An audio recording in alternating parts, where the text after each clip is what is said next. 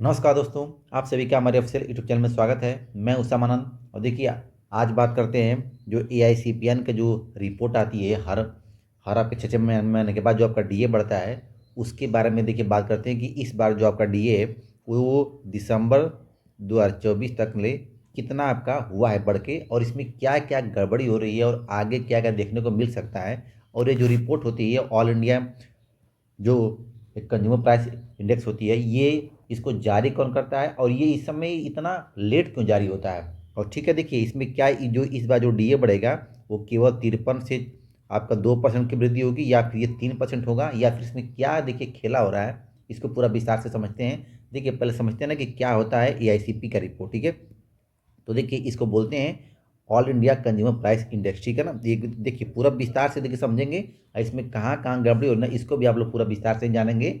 और देखिए जो आगे किस प्रकार से DA का स्थिति क्या होने वाला है इसको भी आप लोग समझ सकते हैं। और देखिए इसी से अगर आप लोग को ये भी याद होगा तो देखिए जो DA से ही हमारा 8वां पे कमीशन होता है डिसाइड। ठीक है, तो देखिए अभी इस पर क्या इसका इफेक्ट पड़ेगा, इससे भी आप लोग अंदाजा लगा सकते हैं कि जो 8वें पे कमीशन है इस पर सरकार इसमें क्या कर सकती है। क्योंकि देखिए जब हम लोग DA जो हमारा होता है सबसे मेन होता है फैक्टर, कि जब भी हम लोग पे कमीशन आता है तो उसमें क्या इसका इफेक्ट पड़ता है। अब देखिए बात करते हैं कि AICP का, तो देखिए ये एक ना आंकड़ा होता है। ठीक है, ये देखिए ये एक आंकड़ा होता है, ये इसको बोलते हैं all India consumer price index. ठीक है,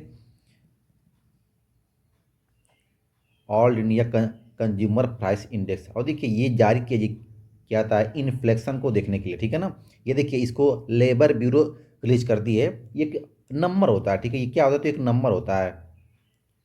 ठीक है, इसको labour bureau, ministry of labour bureau इसको रिलीज करती है। और देखिए इसकी बात करना कि देखिए ये जो नंबर होती है ये क्या दिखाता है, तो ये इन्फ्लेशन को मेजर करता है। ठीक है, ये क्या करता है, तो इन्फ्लेशन को ये क्या करता है, तो मेजर करता है। मतलब ये देखिए इस नंबर से ये होता है डिसाइड ना कि भारत में जो इस समय कि महंगाई का दौर है वो जो उसमें कितना वृद्धि और कितना कमी हो रही है, इसी को बोलते हैं AICPN का रिपोर्ट। एक बात आप लोग याद रखना, देखिए इन्फ्लेशन का मतलब होता है कि इससे जो हमारी मंदी है और ये क्या नाम है महंगाई है, ये कितना बढ़ रही है और कितना क्या हो रही है, तो कम हो रही है, इसी का होता है डिसाइड इसी नंबर से। अब ये हर देखिए हर महीने का जारी होता है। और देखिए क्या करेंगे, तो ये हर मंथली जारी होता है और इसको जोड़ के 6 महीने के बाद एक आंकड़ा निकालते हैं, उसी के आधार पर अपना क्या होता है डिसाइड, तो DA।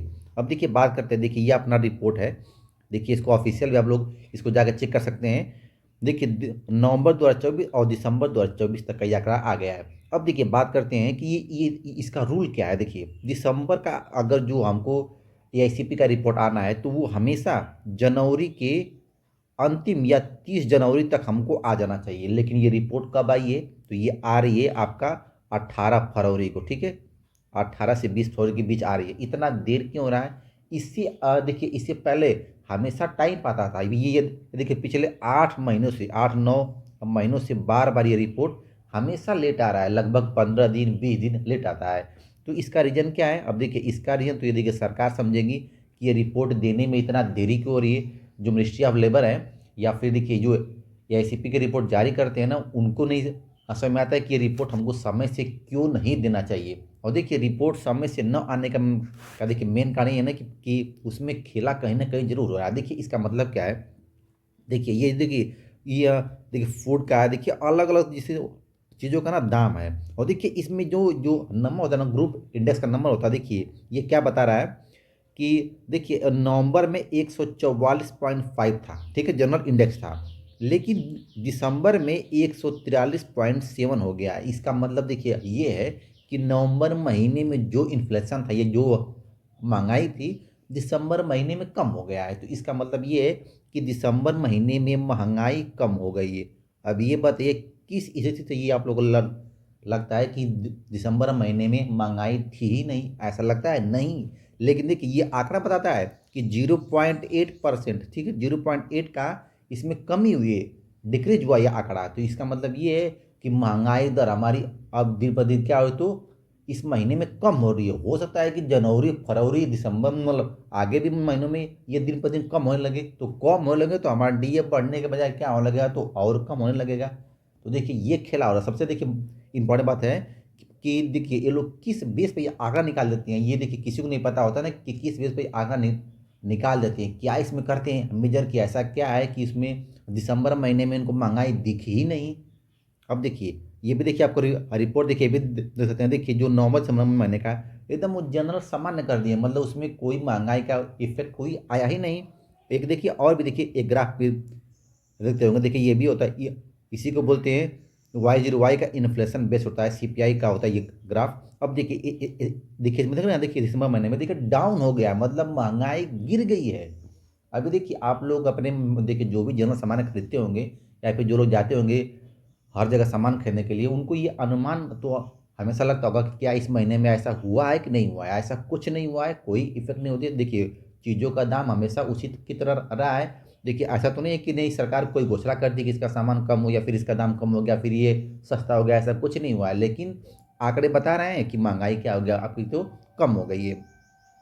अब देखिए यदि बात करते हैं तो देखिए जो आंकड़ा है 140.7, इसमें 0.8 पॉइंट का क्या होगा, तो कम ही हो गया। तो अब देखिए ये जो आता है इंडेक्स ना, जो डीए का जो आता है इंडेक्स काउंट करने का, देखिए उसमें ये होता है जब ये आंकड़ा देखिए फिट करेंगे 143.7। देखिए पहले का था नवंबर में तो 144.5 था, तो हमारा डी आया था 55.54। अब देखिए आंकड़ा देखिए उसमें डालेंगे 143.7। देखिए ये आपको ना गूगल पर तुरंत आराम से मिल जाएगा। आप लोग सर्च करेंगे कि एआईसीपीएन का रिपोर्ट या फिर डीए कैलकुलेटर, तो आपको तुरंत मिल जाएगा। उसमें आंकड़ा डालेंगे जो एआईसीपीएन ने जो अपना इंडेक्स जारी किया नंबर 143.7, तो तुरंत आपका आएगा डीए 55.99। अब देखिए इसका देखिए ये आप लोग देखिए ऊपर से देखिए यहाँ से हमको देखिए जुलाई तक तो हमको मिलता है। देखिए अगस्त में देखिए, अगस्त में देखिए थोड़ा सा कम हुआ है तो डीए तो थोड़ा सा बढ़ा है। ठीक है, देखिए इसमें भी देखिए अभी देखिए ये आंकड़ा कंटिन्यू देखिए बढ़ रहा है, मतलब ये देखिए नंबर हमेशा देखिए कंटिन्यू बढ़ रहा है। अक्टूबर नवंबर में देखिए एकदम सेम सेम रहा है, मतलब अक्टूबर में जो दर थी महंगाई की ना, जो इन्फ्लेशन था एकदम सेम सेम नवंबर में रहा है, और जबकि दिसंबर में और कम हो गया है। तो देखिए ये कंटिन्यू 3 महीने की स्थिति देखेंगे तो ऐसा लगेगा ना कि महंगाई दिन पर दिन कांस्टेंट है या फिर डाउन हो रही है, एकदम कम हो रही है महंगाई। लेकिन ऐसे लोगों को नहीं लगता है। किसी से भी पूछेंगे कि महंगाई कम हुई तो बोलेंगे नहीं यार महंगाई तो हमेशा बढ़ रही है कंटिन्यू। लेकिन जो आंकड़े बता रहे हैं कि ये देखिए कंटिन्यू अक्टूबर नवंबर में सेम सेम रहा है, तो देखिए तब भी डी आपका बढ़ा, लेकिन इस महीने में कम हो गया है, तो ये आपका डी 59.99 पर आके रुक गया है। अब देखिए इससे पहले कभी भी जो डीए होता है, डीलर से अलाउंस महंगाई भत्ता, ये कभी भी पॉइंट की देखिए जो वैल्यू होती है ना उसको काउंट नहीं करता है। ठीक है, देखिए जो पॉइंट की वैल्यू होती है ना उसको काउंट ये नहीं करता है। तो इसका मतलब क्या है कि जो आपका डीए है वो इससे पहले 53% था, अब जाके आपका क्या होगा, तो 55% होगा। मतलब 2% की आपकी डीए में क्या होगी, तो वृद्धि होगी। देखिए 0.99 को इग्नोर किया जाता है, इससे पहले आज तक हुआ है। अब हो सकता है कि सरकार उसको क्या करे, तो 0.99 को 1% कर सकती है, तो आपका 53% डी आपका से 56% डी आपका हो सकता है। लेकिन ऐसा कभी इससे पहले हुआ नहीं, तो इसका मतलब कि आपका 2% डी मिलेगा। अब सुनिए, देखिए अखबार का देखिए न्यूज भी आप लोग देखे भी होंगे। और देखिए हम वीडियो थोड़ा सा लेट लेके आते हैं, लेकिन बहुत रिसर्च करते हैं, बहुत देखते हैं कि क्या हो रहा है क्या नहीं। देखिए आमतौर पर 3 से 4% होती रही बढ़ोतरी। देखिए इससे पहले डीए की बात करेंगे तो 3% 4% का बढ़ता रहा है, मिनिमम 3% बढ़ा है। लेकिन इस समय ऐसा हुआ है कि 2% डीए बढ़ा, वो भी आज तक के इतिहास में कभी ऐसा नहीं हुआ है। ठीक है, अब देखिए ये तो देखिए आप लोग देखिए सब अखबार का न्यूज है, इसको आप लोग पूरा ध्यान से भी देखे भी होंगे पहले भी। ये भी देखिए जो इंडेक्स का जो आता है ना, देखिए इसमें डालने के बाद चेक होता है कि कितना आपका डीए बढ़ा है, तो आपको ऊपर दिखाई दिए कि कितना आपका डीए है। अब देखिए बात करते हैं कि क्या इस पर क्या प्रभाव पड़ेगा। अब देखिए बात करते हैं डीए का, डीएलएंस अलाउंस, इस पर क्या प्रभाव पड़ेगा हमारा 8वें पे कमीशन पर। देखिए सरकार आप लोग जानते हैं कि कर्मचारियों के हित में जल्दी फेवर होती नहीं, क्योंकि उनको लगता है कि इससे हमारे इकोनॉमिक्स पर बहुत ज़्यादा इफेक्ट पड़ता है। लेकिन देखिए इकोनॉमिक्स ये भी कहती है कि जितनी ज़्यादा अगर लोगों की सैलरी होगी, देखिए लोग खर्च भी क्या करेंगे, तो उतने ही ज़्यादा करेंगे, सरकार के पास आय भी उतनी अधिक प्राप्त होती है। ये भी एक एक आता है इकोनॉमिक्स की। अगर देखिए अगर सैलरी हाई होगी तो लोग क्या करेंगे, तो एक्सपेंडिचर जो इंडेक्स होता है ना वो भी आपका हाई होगा, तो गवर्नमेंट के पास जो पैसा भी है वो अधिक पहुंचेगा। लेकिन सरकार इस बात को नहीं मानती, वो कर्मचारी को देना नहीं चाहती है। अब देखिए 1956 की बात करेंगे तो तब से लेकर देखिए आज तक डीए कभी भी, देखिए 5%, 4% और 3% अभी तो हुआ, उससे पहले कभी भी नहीं 2% तक हुआ ही नहीं था। अब देखिए ऐसा आज तक इतिहास में हुआ है कि डीए आपका क्या होगा, तो 2% की वृद्धि होगी, ऐसा पहली बार हुआ है। अब सुनिए इसका क्या प्रभाव आप पड़ेगा, इफेक्ट तो आप लोग जानते भी होंगे कि जब भी पे कमीशन आता है तो देखिए उसमें डीए क्या होता है, तो जीरो हो जाता है और डीए को बेसिक में जोड़ा जाता है, ये आप लोग भी जानते हैं। अब देखिए जब डीए आपका 53 से 55 होगा तो अब हो सकता है कि आपके जुलाई के बाद जो डीए होगा वो 1% की वृद्धि होगी या फिर 2% की मिनिमम होगी, तो उस समय आपका 57 होगा। तो देखिए जितना कम होगा उतना आपके डीए में, आपके बेसिक में जोड़ देगा सरकार।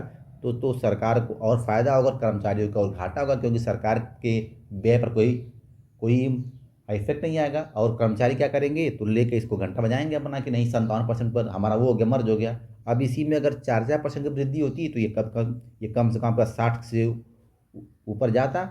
लेकिन देखिए सरकार यही चाह रही है ना कि जितना कम से कम महंगाई भत्ता हो उतना ही हमको जोड़ना पड़े, तो हमको उतना इफेक्ट न आए और उस पर एक छोटी मोटी इंक्रीमेंट दे देंगे, हमारा पे कमीशन बनकर तैयार हो जाएगा। तो देखिए इसका सबसे बड़ा प्रभाव पड़ेगा पे कमीशन पर, इसीलिए ऐसा हो भी रहा है।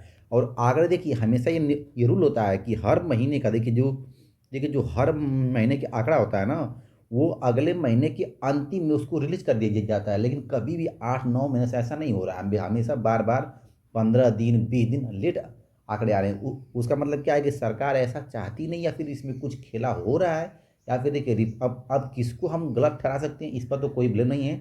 लेकिन कहीं से न कहीं से ऐसा हो रहा है, क्योंकि कभी भी महंगाई भत्ता 2% की कभी नहीं हुई है, और न कभी ऐसा होना भी चाहिए।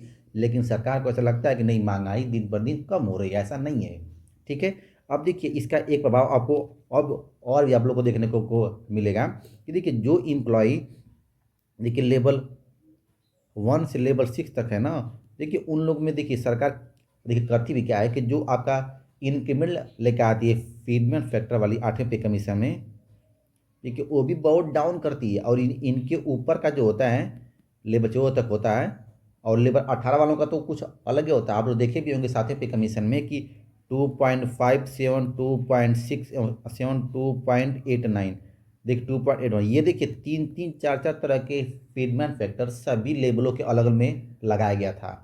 देखिए सब लोग को लगता होगा ना कि देखिए कि 7वें पे कमीशन में ये केवल एक था 2.57, तो ये उनका एकदम भ्रम था। उसको ध्यान से अगर अध्ययन करेंगे तो आपको समझ में आएगा कि उसमें भी 3-4 तरह के लगे थे फीडमैन फैक्टर। तो ये देखिए आप लोग जानते होंगे कि जितने भी निम्न स्तर के कर्मचारी हैं उन लोग के में तो कोई मतलब नहीं रहेगा अगर इस तरह से आगे भी होता है। ठीक है। और देखिए ये आंकड़ा भी तो आपके दिसंबर तक आ गया है। फिर देखिए जनवरी का जो आंकड़ा है वो फरवरी के अंतिम में आना चाहिए, लेकिन देखिए वो भी आता नहीं है समय से, वो भी आएगा तो मार्च के अंत तक आएगा। तो इसका मतलब ये भी है कि समझ में आएगा कि क्या महंगाई अभी भी गिर रही है या फिर कुछ उसमें वृद्धि हो रही है। ठीक है। हाँ थैंक्स सभी लोग को, थैंक्स।